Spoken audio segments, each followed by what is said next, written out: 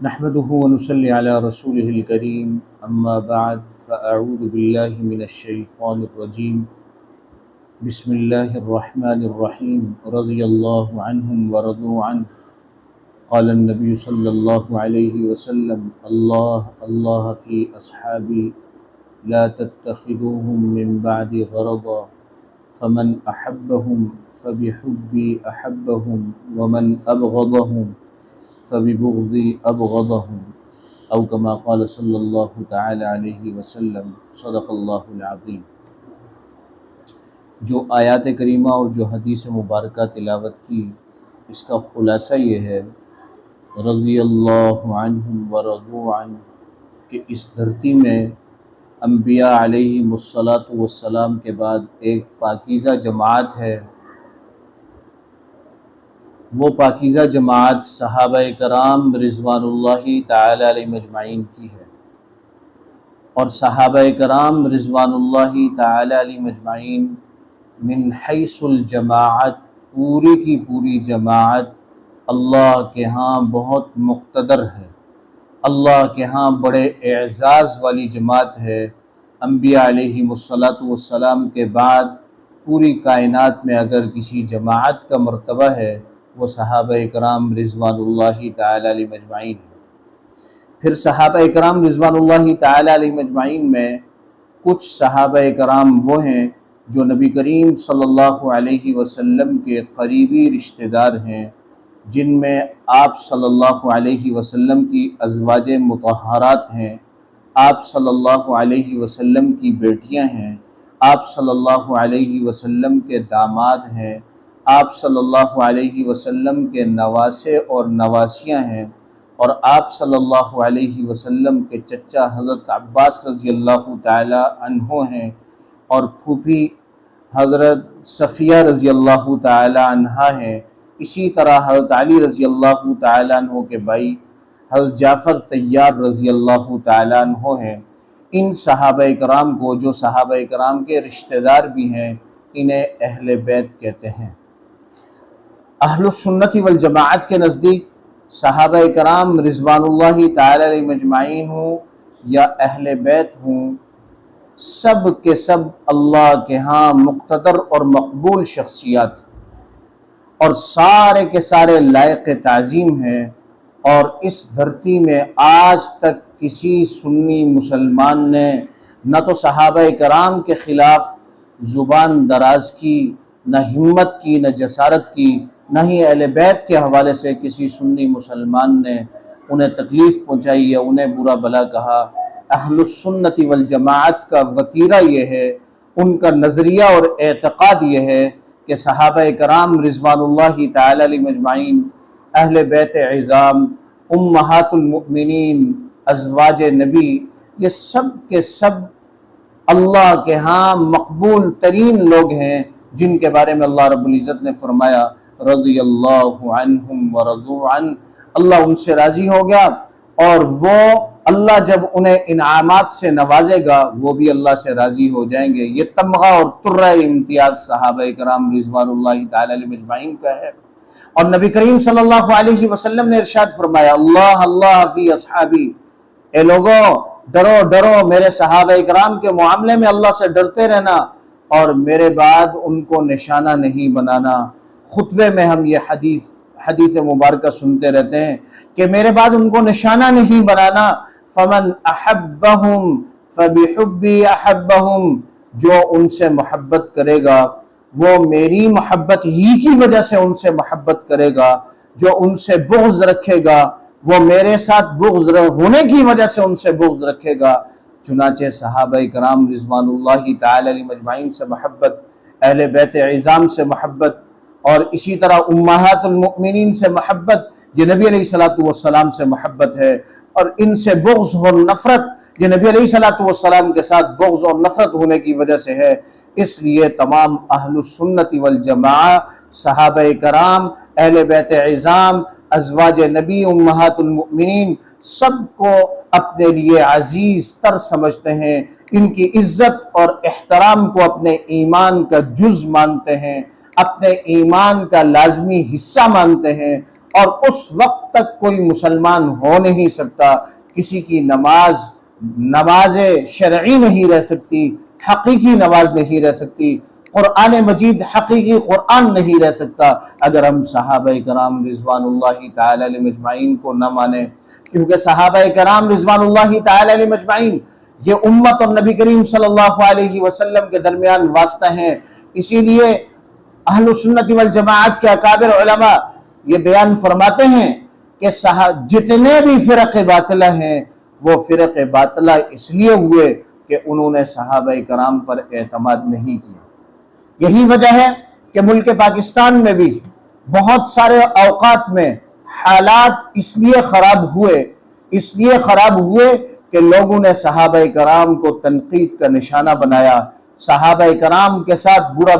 ان کو برا بلا کہا، اس پر انتشار پیدا ہوا اور امت میں افراتفری مچی۔ بالخصوص پاکستان میں بہت سارے مواقع پر ایسے حالات پیش آئے کہ جیسے محسوس ہونے لگا کہ شیعہ اور سنی کا کوئی تصادم ہے، لیکن در حقیقت یہ بات کیا ہے کہ صحابہ کرام رضوان اللہ تعالی علیہ مجمعین کی عزت اور ناموس ہر مسلمان کے دل کی تار ہے، اگر کوئی اس کو چھیڑنے کی کوشش کرے گا تو مسلمانوں کا اشتعال میں آنا یہ لازمی عمل ہے، اس لیے کہ صحابہ کرام ہمارے ایمان کا جز ہے۔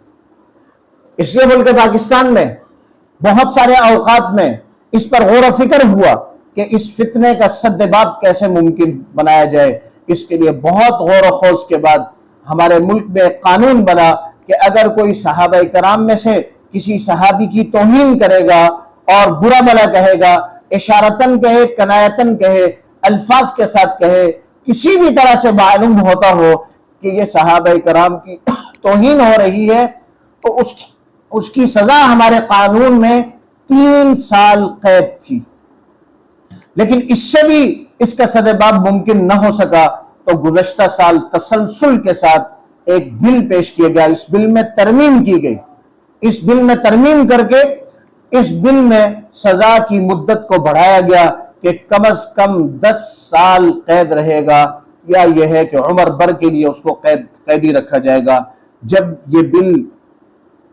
پارلیمنٹ ہاؤس میں پیش ہوا تو متفقہ طور پر پارلیمنٹ ہاؤس سے منظور ہوا، اس کے بعد پھر سینٹ میں پیش ہوا، سینٹ میں پارلیمنٹ میں بحث ہوئی، بحث و مباحثہ کے بعد یہ بل متفقہ طور پر پاس ہوا اور علماء نے اس میں بڑی محنتیں کی، بڑی جسارتیں کی۔ اس کے علاوہ عام جو ہمارے ممبران تھے انہوں نے بھی بڑے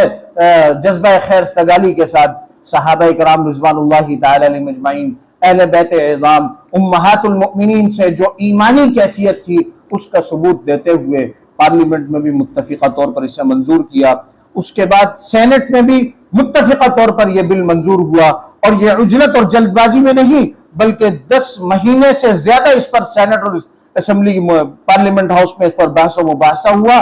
آج یہ دھوکہ دیا جا رہا ہے، عوام کو اس طریقے سے بے وقوف بنانے کی کوشش کی جا رہی ہے کہ عجلت اور جلد بازی میں یہ بل پاس ہوا، ایسا ہرگز نہیں ہوا۔ جب یہ بل متفقہ طور پر پاس ہوا اور پھر اس کے بعد صدر مملکت کی ٹیبل پر یہ بل پہنچا تو ملک کے ایک حصے نے، تمام ملک میں یہ خوشی کی لہر تھی، وہ تمام مسالک کے لوگ اس پر خوش تھے۔ اہل حدیث مسلک نے بھی اسے قبول کیا، بریلوی مسلک نے بھی اسے قبول کیا، دیوبند مسلک نے بھی اسے قبول کیا، اور بڑی خوشی کا اظہار کیا کہ ہمارے ملک میں جو انتشاری کیفیت پیدا ہوتی ہے، یہ مقدس شخصیات کی توہین کے بعد حالات خراب ہوتے ہیں، تو یہ قانون ایک خوش آئین قانون ہے کہ یہ اس قانون میں ترمیم کی گئی، سزا کو بڑھایا گیا، تاکہ کوئی شخص یہ جسارت نہ کر سکے کہ وہ صحابہ کرام کی توہین کرے، یا وہ امہات المؤمنین کی توہین کرے، یا وہ اہل بیت اعظام کی توہین کرے۔ اس بل کے متفقہ طور پر پاس ہونے کے بعد صرف ایک ہی طبقہ وہ ناخوش نظر آ رہا ہے، مسلسل احتجاج کر رہا ہے اور متنازع بل نامنظور کے نام سے اپنی پوسٹیں چلا رہا ہے، سوشل ورک کر رہا ہے اور بہت ناراضگی کا اظہار کر رہا ہے۔ ایسا محسوس ہو رہا ہے کہ وہ طبقہ، اور وہ طبقہ ہمارے ملک میں شیعہ کا طبقہ ہے، روافض کا طبقہ ہے، انہوں نے بڑا شور مچایا۔ انہوں نے اسلام آباد کے اندر،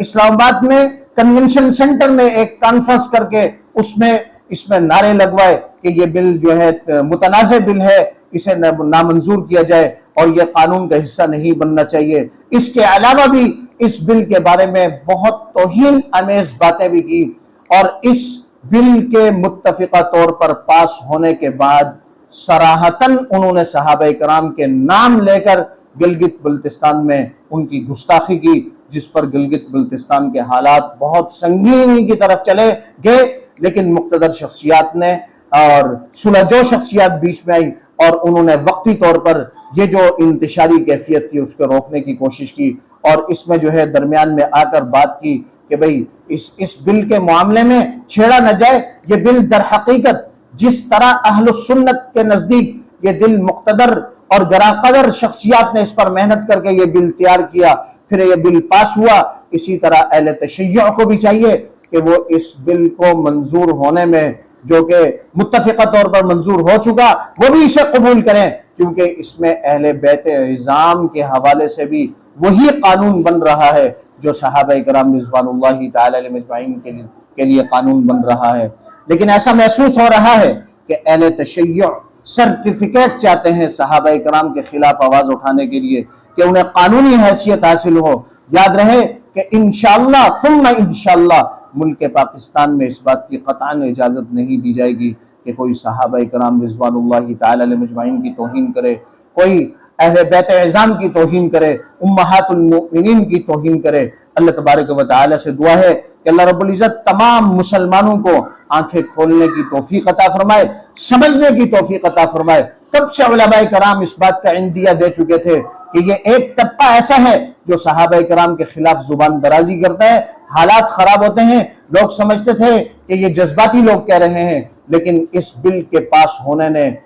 واضح طور پر علیحدہ طور پر دکھا دیا کہ کون صحابہ کرام و اہل بیت عظام کی ناموس کے اس بل کی تائید کر رہا ہے، کون اس کی مخالفت کر رہا ہے۔ اللہ تبارک و تعالی سے دعا ہے کہ اللہ رب العزت صحابہ کرام رضوان اللہ تعالی علیہ مجمعین، اہل بیت عظام، امہات المؤمنین سے سچی محبت نصیب فرمائے، اور یہ جو بل متفقہ طور پر پاس ہوا، اللہ تبارک و تعالی اس کی برکت سے ہمارے ملک میں صحابہ کرام اور اہل بیت عظام، ازواج مطہرات امہات المؤمنین، ان کی ناموس کے لیے جو لوگوں نے کوششیں کی، اللہ ان کوششوں کو قبول فرمائے، ان کو نافذ العمل فرمائے، تاکہ ہمارے ملک میں جو یہ انتشاری کیفیت ہے یہ ختم ہو اور ہمارا ملک مستحکم ہو۔ اللہ تبارک و تعالی پاکستان کو نظر بد سے بچائے اور ہمارے ملک پاکستان کی حفاظت فرمائے۔ وآخر دعوانا الحمدللہ۔